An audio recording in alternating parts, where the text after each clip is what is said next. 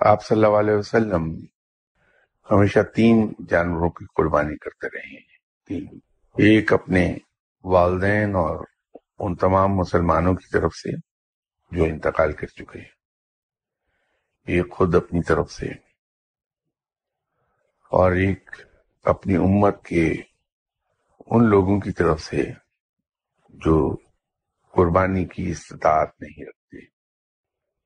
ہم میں سے جو صاحبان اس سنت پہ عمل کرنا چاہتے ہیں، اللہ نے انہیں استطاعت بخشی ہے، تو اگر وہ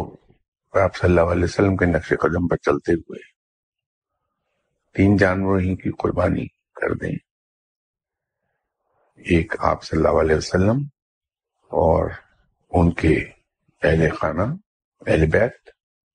اور ان تمام مسلمانوں کی طرف سے جو انتقال کر چکے ہیں، ایک خود اپنی طرف سے اور ایک ان تمام مسلمانوں کی طرف سے جو قربانی کی استطاعت میں رکھتے، تو قربانی کا ثواب کئی گنا بڑھ جائے گا.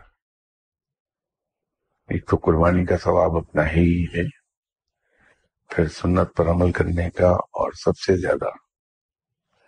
یہ کہ اپنے ان مسلمان بھائیوں کا خیال جو فائنینشلی اور لیس فارچونیٹ، ان کی طرف سے قربانی کر دینے کا ثواب.